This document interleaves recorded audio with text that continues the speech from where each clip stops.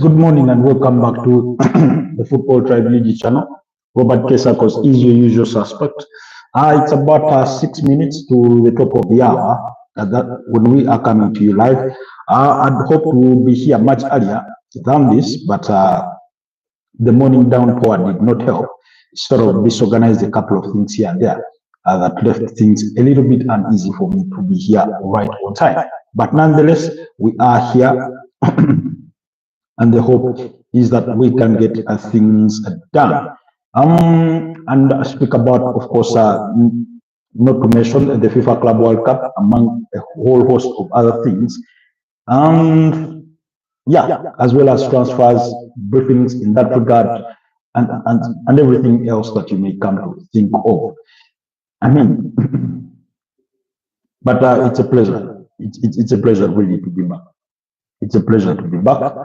I hope you do not experience any glitches whatsoever in our audios. Yesterday, there's an audio I was looking, there's a video I was reviewing, and we had some bit of technical glitches there. So, so I hope we are better than that. Anyways, for today,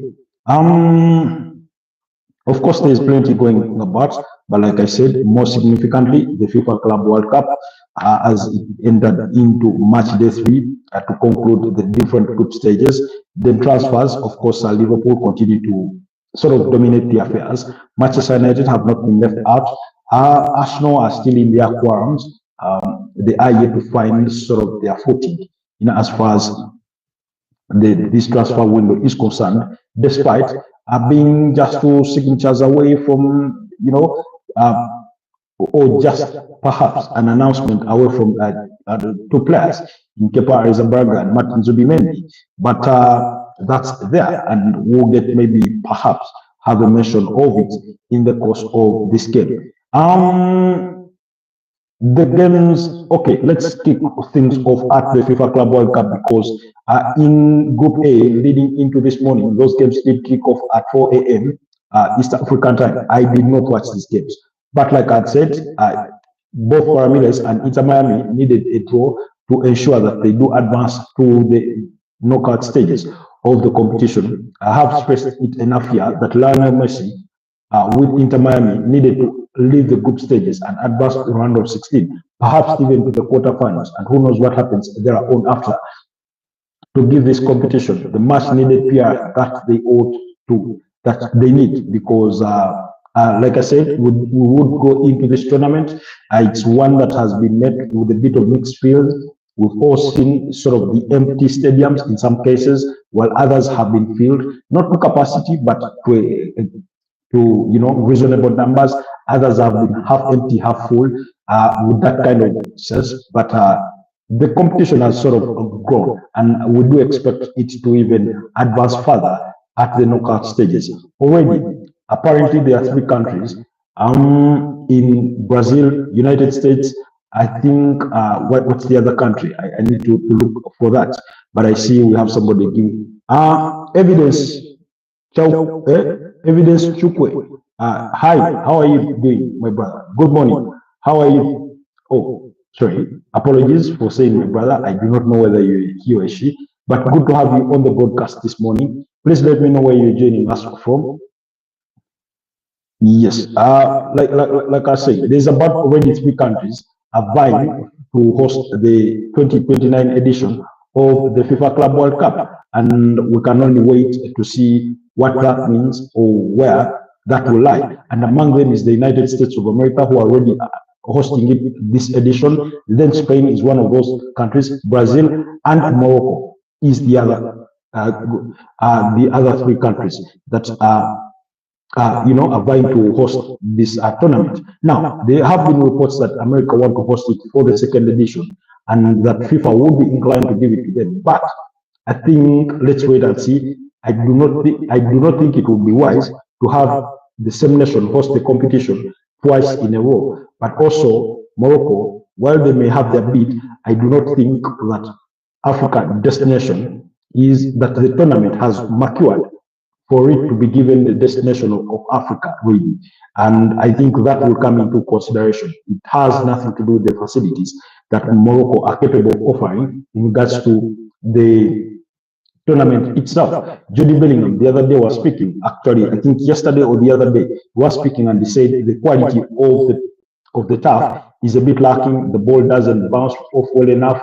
It's sort of it's taking a toll on their knees in terms of running and how they cope with these kinds of pitches. Because remember, predominantly many of these stadiums have been used for American football, and what's the other game? Okay, even some are used for American soccer, quote unquote. That's the Major League Soccer and that kind of thing. So, guys, please like the broadcast.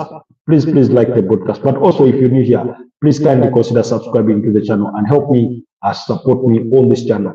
And help me towards growth. So much appreciated if you do click that subscribe button, but as well as that like button on the broadcast. But more importantly, please let me know where you're joining us from this morning. Do let me know where you're joining us from this morning, so that I'll be reading your comments as they do come through. Anyways, so you have this country, Spain. Maybe Spain is quite plausible. Reason being, it will be in Europe. Brazil, they did host the 2014 FIFA World Cup, so they really are a good option. But I think the next edition, if FIFA really needs to sort of get all the publicity that it needs to get all the numbers and get this tournament going, then the next edition ought to be in Europe for a number of factors. I do not want to assume that Europe has the majority of football fans, but it does have a fair share of them who actually do go to games. Two, you have the transport system within Europe, especially with their trains and stuff that help fans to get to the stadium quite easily, and that's quite important, because then in fact it helps people factor in how long it does take them to go in and out of stadiums. When you go to the United States, from what I gather, I've not been there myself, is that their public transport system isn't as good, and not in terms of structure, but their railway lines and stuff in terms of accessibility to majority of these stadiums is a bit of a challenge, and that's why you've seen some low numbers in some games. Then, of course, some games did register low numbers because the participants or the teams that were participating are not widely known or globally known to the extent of the Real Madrid, the Atletico Madrid, the Juventuses, the Inter Milans, the PSG, of course, coming into this tournament at the back of winning the UEFA Champions League, which does them a great deal of publicity and that kind of thing. But in regards to the results itself, FC Porto and Al Ahly were involved in a 4-4 draw, while the other game between Inter Miami and Palmeiras equally ended in a 2-2 draw. Hi, Ashley Cabrera. Good morning. It's good to have you back on the Football Tribe UG channel. So it was that kind of game, with Inter Miami taking the lead through Allende and Luis Alberto Suarez providing the assist before that was in the first half, around the 16th minute, and then in the 55th minute, Luis Alberto Suarez did score to make it 2-0 for the hosts in Inter Miami. Then Inter Miami went on to crumble because they conceded 2 goals in a space of 7 minutes, conceding in the 80th minute through Paulinho, and then Mauricio did score in the 86th minute to restore parity for Palmeiras. So that game ended in a 2-2 draw. But nonetheless, that result, the draw between Inter Miami and Palmeiras, meant that both teams advanced to the knockout stages. Unfortunately for Inter Miami, even though they did advance, they advanced as a second-place team. That means they are likely to face a very strong opponent at the round of 16. So, but that's the result in that and what it means for that group stage. Then, for the other game between FC Porto and Al Ahly, this was really, we're playing for a bit of money in regards to who wins what game, because when you win, there's a certain amount of money that you get, and then when you draw, there's also a certain amount that you get. Now, Fortunately or unfortunately, depending on how you look at it, the game equally ended in a 4-all draw. There was a penalty in there for Al Ahly, but very, very beautiful game. Like I said, I didn't get to watch it. I've only managed to catch highlights in some cases, given the kind of schedule that these two fixtures tend to mean. Sorry, that some of these fixtures do come at. Then Ashley says, yeah, when I usually watch your live stream, this to me, it's a pitch dark outside. Oh, yeah, I understand it's about what? Around, must be late in the night, around either 1 a.m. or 2 a.m., perhaps even approaching 3, depending, if I'm not mistaken, but I hope I'm not. So, those are the results from the FIFA Club World Cup. We've already determined, at least from Group B and Group that Inter Miami and Palmeiras from Group A have advanced to the round of 16, while in Group B it's been PSG and Botafogo that did advance. Of course, at the expense of Atletico Madrid, who are sent packing, and Seattle Sounders in that group. Then, of course, action does continue later tonight in Group C.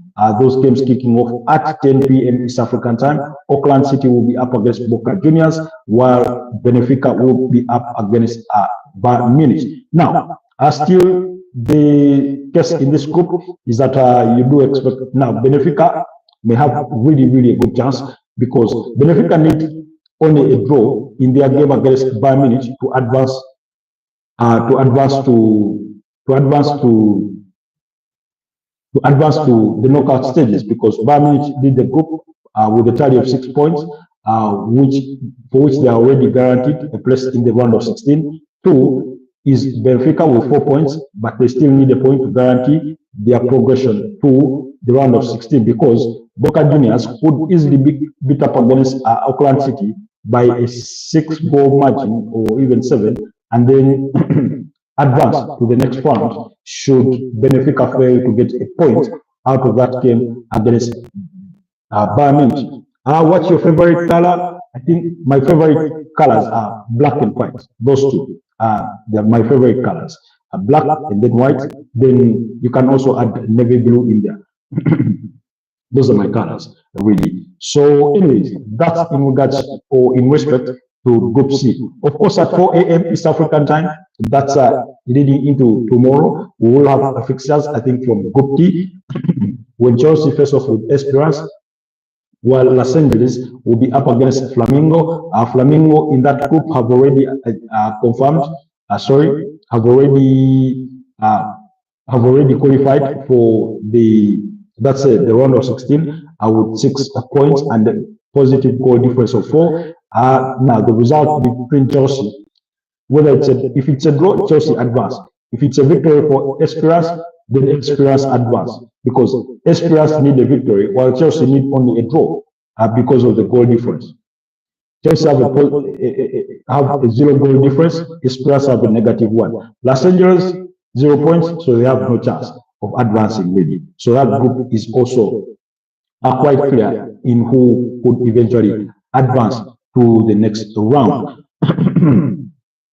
So that's that in respect to the FIFA Club World Cup.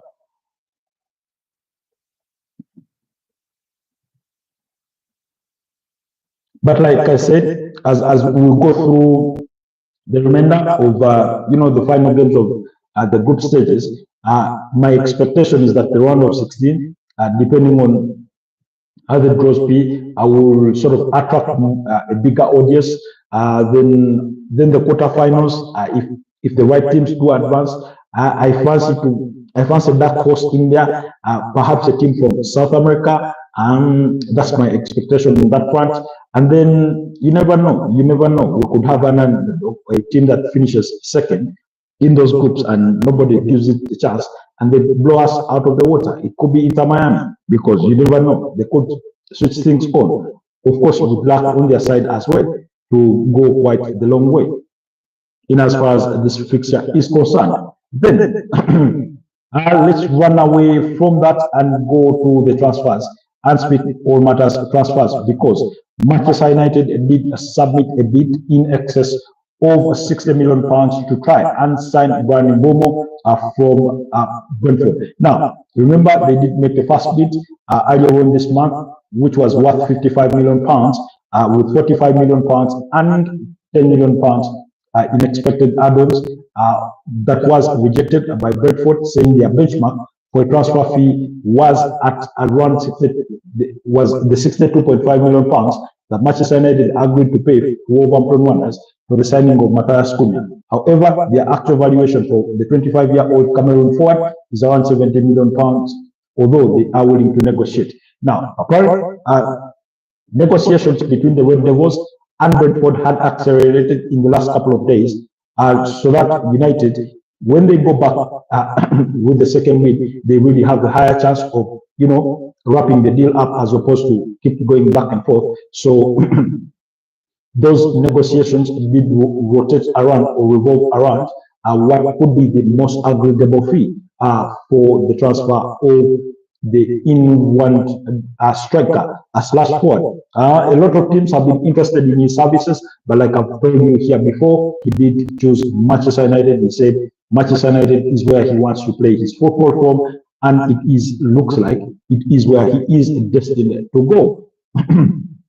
With that respect, let's hope United can accelerate things from here now and on, and then wrap up that transfer.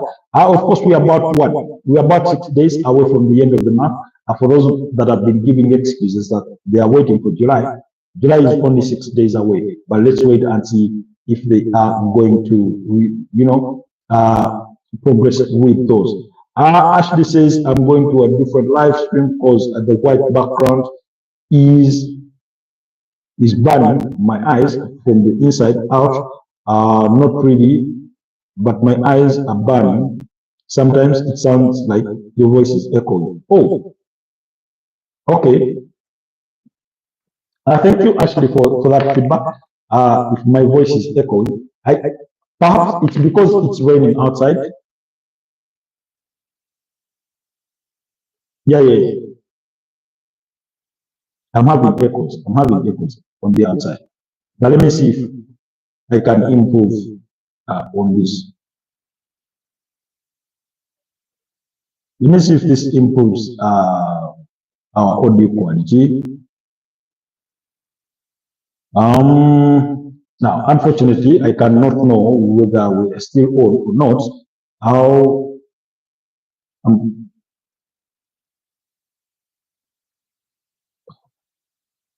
yeah, we are still experiencing echoes. I do not know why. I honestly do not know. Swap of microphones, and I see if it will change things. If there will be a change in sound in our production, and I hope there is some change, because otherwise I won't know what to do between now and then.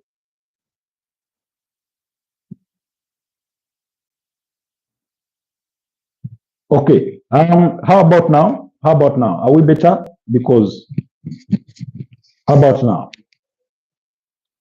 I hope the echoes are out. My hope is that the echoes are out really, because it could be an issue with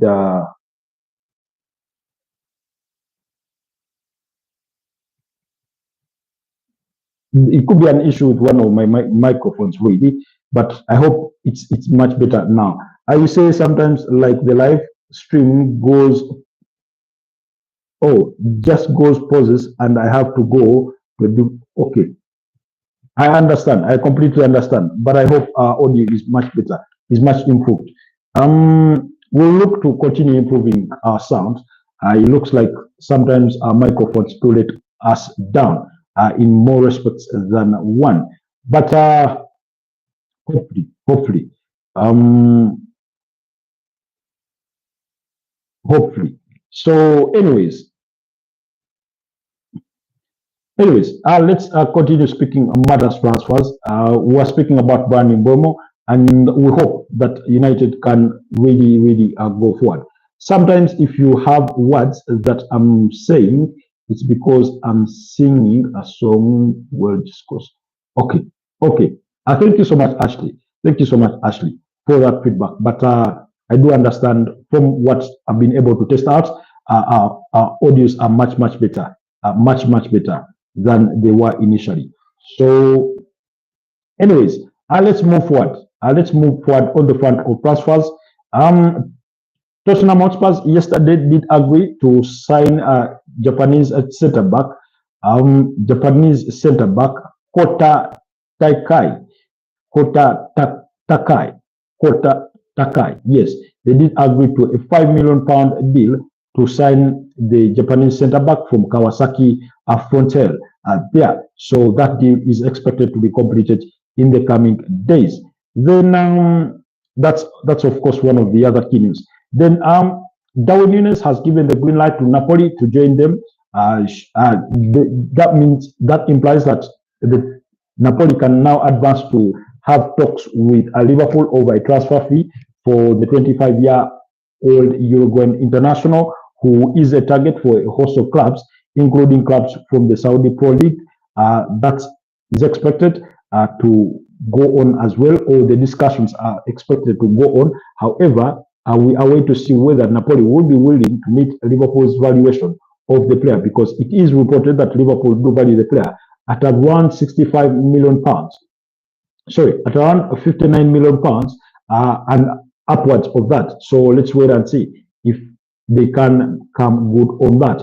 Then Son Heung-min, that's the Tottenham Hotspur's captain, is of interest to Turkish giants in Fenerbahce, while the other teams that are interested in his services are Al Ahly, Al Nassr, and Al Qadash from the Saudi Pro League. So again, let's wait and see if Tottenham will be accepting offers for the 32-year-old South Korean international. Then moving away from that briefly, then of course Milos Kakes is expected to undergo his medicals today in the UK to complete a move to Liverpool. We do expect that deal will be announced either today or tomorrow. That's our expectation. While Paris Saint-Germain have told Bayern Munich that Bradley Barcola is not for sale amid its interest from the German giants, as well as Arsenal and Liverpool, who are all targeting the 22-year-old French international. I have a question. What state do you live in? I'm coming to you live from Kampala, Uganda. And Ashley, please do me the absolute honor or favor and let me know if our audios are much better on your end at the moment, because I understand we were having echoes in the previous in the first segment. But apologies on that. Just I didn't get the feedback, just in time to sort of work on that, but we'll do better next time in terms of having our audios tested out. So Bradley Barcola looks like he could stay at PSG amid his interest from Arsenal, Liverpool, and Bayern Munich. Meanwhile, Arsenal are also interested in another PSG player, in Warren Zaïre-Emery. That's the central midfielder, and only 19 years of age at PSG. Arsenal reportedly interested, as well as Liverpool, who are in the market for a central midfielder, having missed out on signing Martin Zubimendi last summer. So we'll keep our eyes peeled on those deals as well and see how fast or how well they do advance. Then, of course, yesterday we did get all sorts of reports that Arsenal are growing frustrated in their pursuit for Benjamin Sesko, with allegations pointing in the direction of a disparity in wage expectations in regards to what Benjamin Sesko is demanding in negotiations over personal terms versus what Arsenal had hoped the wages could be. However, Ben Jacobs of Guinea Sport, as well as TalkSport, has come out to quash those rumors, saying that Arsenal do not expect personal terms to be an issue between them and Benjamin Sesko. However, they are yet to find an agreement with RB Leipzig over a transfer fee for the 22-year-old Slovenian international. Meanwhile, they also remain in pursuit of Victor Gyökeres. We do not know what stage of negotiations Arsenal are at in respect to Victor Gyökeres, but at least they do continue to make a push for the 27-year-old Swedish international, who has played in the UK before at Brighton, of course at Swansea and Coventry before making the switch to Sporting Lisbon, where he's currently at.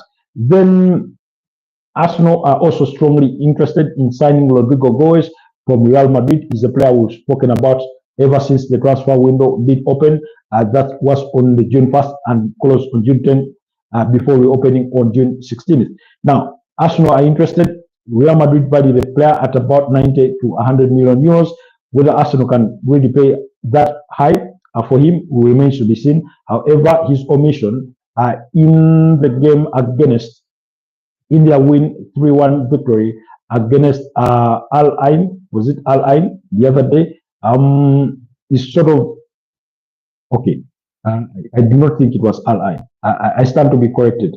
I stand to be, but in their victory, they did leave him out, and that sort of did not rub him apparently the right way. He was only left on the bench. He didn't even get to warm up and things of that kind. So we sort of we wait to see what really will happen when it comes to, yes, in their 3-1 victory over Pachuca. Yes, it was against Pachuca. I keep on hitting myself. What's the phone that I'm using? Oh, sorry. So,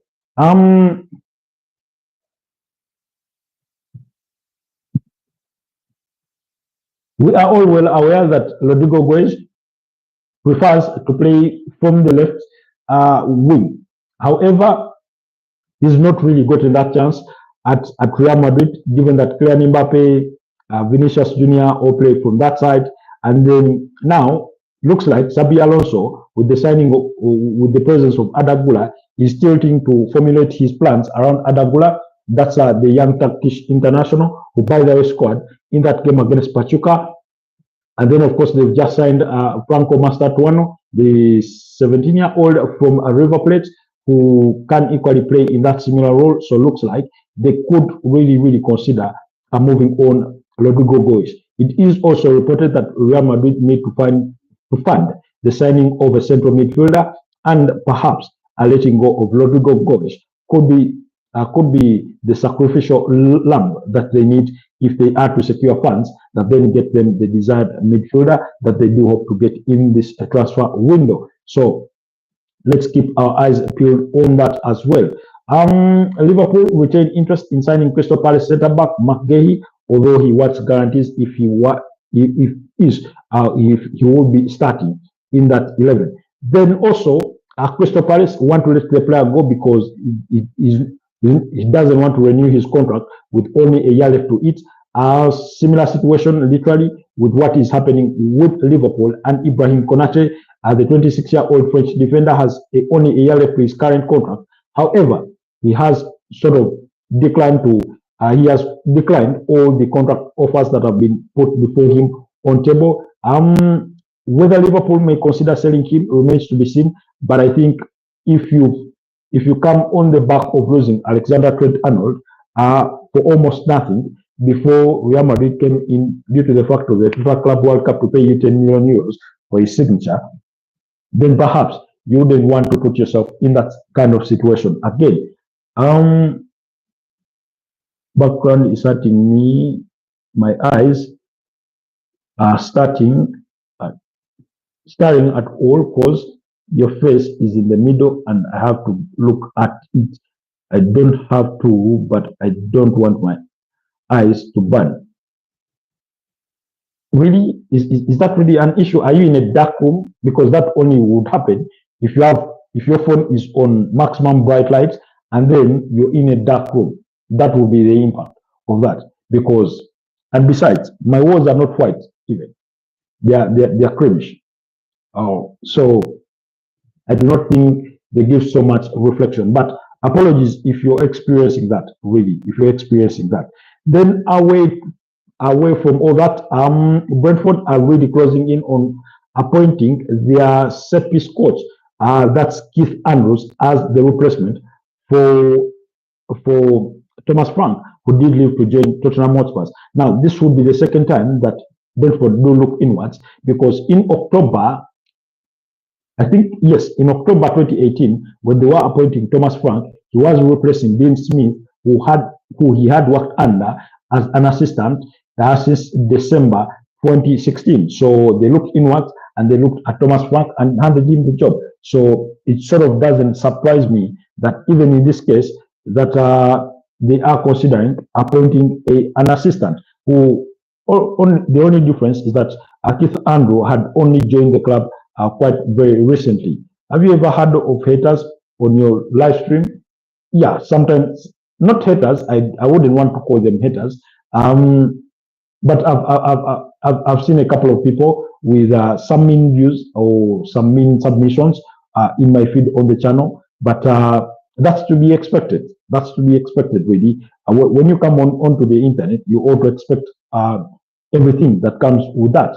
Has it thrown me off? I think there's one time when one almost drove me off track, but usually I welcome it with open arms to show them that it has nothing on me. So it does happen. It does happen that some people give you maybe negative feedback, or not negative feedback, not even feedback per se, but mean comments. They will give you some mean comments, but do not let that dissuade you from continuing to do whatever it is that you do in your respective, content creation process. Then, of course, okay, all right. Apologies for that. Let's quickly run to the transfer gossip before we see out this particular broadcast. Arsenal are interested in signing Bradley Barcola. We've spoken about this, but PSG are unwilling to sell. They do want to keep the 22-year-old, winger. Then Tottenham will target Crystal Palace's ability easy if they do fail to land Brian Mbeumo, who we all know that he is subject to a transfer to Manchester United, who have made a second bid for him. Then Liverpool, we've spoken about Ibrahim Konate. We wait to see what will happen with him at Liverpool. While Newcastle are in talks with Burnley over the signing of 22-year-old England goalkeeper James Bradford, and Newcastle are also interested in signing João Pedro from Brighton, but Chelsea have also recorded interest in signing the same player, and he has previously been linked with a potential move to Arsenal. Then Newcastle could perhaps consider also making a move for Liverpool's Diego Jota should they fail in their pursuit for João Pedro. I remember Brighton did sign him quite expensively in about £30 million when they were signing him from Watford. Then Borussia Dortmund winger, that's Jamie Gittens, has attracted interest once again from Bayern Munich. They did want to sign him in January, but that deal did not happen, and Chelsea are the leading runners in signing the 20-year-old England winger. They have already agreed to personal terms with Jamie Gittens on a 7-year contract, but are yet to agree to a transfer fee with Borussia Dortmund, who value the player at 65 million euros, while Chelsea as last bid, which was the second bid prior to the kickoff of the FIFA Club World Cup, was at least 50 million euros, which was 15 million euros shy of Dortmund's expectations. Then Juventus apparently are willing to offer Dusan Vlahovic and Brazilian midfielder Douglas Luiz as part of a swap deal for Manchester United. Now, in the bid to sign Jordan Sancho. Now, for those of you that do remember, when I reviewed the situation at Manchester United, if you didn't, please go back on the channel and check out that video titled Manchester United, the patient in ICU on the road to recovery. When I was making recommendations for a midfielder or the caliber of midfielder that they do need to sign, Douglas Luiz was one of the options that I did highlight. I've also previously made it is my recommendation, or perhaps my view, that Arsenal could use a player like Douglas Luiz should they fail to agree to terms over a new contract with Thomas Partey. Because the 27-year-old has sort of failed to improve at Juventus ever since making the switch last summer from Aston Villa, who did replace him by signing Amadou Onana from Everton. So let's wait and see how that transpires. Then Barcelona are close to signing 19-year-old Swedish winger Ronny Badge in a deal worth £2 million. That's according to Sky Sports. While Monaco are yet to agree to a deal with Paul Pogba. I have a story to tell. Please go ahead and tell the story. They are yet to agree to terms with Paul Pogba over a 2-year contract that they put on table for him. That's for the 32-year-old French international who is returning from a 1.5-year ban for being found in breach of the anti-doping rules. Remember, he was initially banned for a period of 4 years. That was during the 2023-2024 season, and eventually which culminated into him mutually agreeing to terminate his contract at Juventus. So, if I don't know whether Paul Pogba has hopes of landing better deals, but if I were him, I would snap that Monaco deal quite ASAP, because I wouldn't recommend or suggest that he goes to the Saudi Pro League, especially that he is trying to reinvigorate his career and perhaps make it to the French national team squad for the FIFA World Cup. Then of course, the other is we've spoken about Milos Kakes undergoing medicals. We've spoken about Rodrigo Goes, who could command a fee in the excess of £77 million.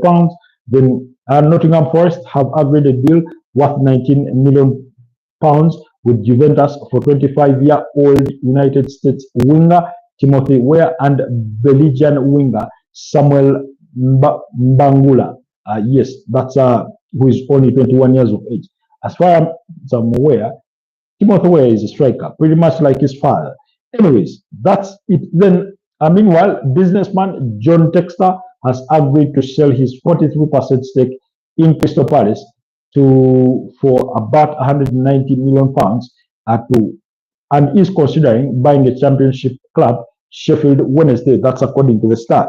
Now, looks like Crystal Palace are going to get out of their conundrum of being under the same ownership with Lyon, who will be playing in the who will be playing in the UEFA Europa League next season, which they equally did qualify for. I was at Rothburg, and I was at Rothburg Tire in Monte Carlo in Indiana, and I fell but bust my head open, and I had to get 3 or 4 stitches in my forehead. I have a big forehead because of that. Sorry about that. If it did actually happen, sorry about that. Anyways, so those are some of the major transfer stories making the rounds. I'm sure there will be plenty more going forward or during the course of the day and beyond. Let's wait and see what will happen. Let's wait and see what will happen during the course of the day. But anything can really happen. Anything can really happen in regards to transfers. 1 minute it's not happening, another minute it's on the verge of being completed. So please bear with that kind of news if you constantly receive it from this channel. It's just the nature of the transfer window. Then before I let you guys go, we won't dive deep into the conversation with Nico Williams. We've spoken about that at great length. Then, guys, if you are interested in learning soft skills like coding, cybersecurity, as well as web design, do not hesitate to check out our friends at Ebo State. I'll leave down the link to their website in the description. You do qualify for a 5% discount. They are based in Kampala, Uganda. That's in Kansanga. If you are interested in learning those digital skills in web design, coding, as well as cybersecurity, as skills that are really, really on a very, very high demand on the global market. They also offer in-person training sessions as well as online training sessions with career guidance. So please do endeavor to check them out. I oftentimes leave their link down in the description of our videos. So for those of you that watch our videos, our broadcast much later after they've been, the live broadcast has ended, we do not take your time for granted. We do appreciate you a great deal. I want to send my shout outs to Just for the Laughs. You did us a great deal of honor. Thank you for yesterday night's conversation. It was a fruitful engagement, speaking about Liverpool, speaking about Arsenal, speaking about Ndiye, that's the youngster from Senegal who is a target for Liverpool, and things of that nature. Ashley says, see you tomorrow. It's always a pleasure being with you, Ashley. Thank you so much for the love and support and your show of kindness. Evidence to, okay, thank you so much for tuning in earlier on. I know you've since left us, but it was a pleasure having you on the broadcast. Thank you guys. Keep it locked on the Football Tribe UG channel for the latest from the world of transfers and much more from the world of football.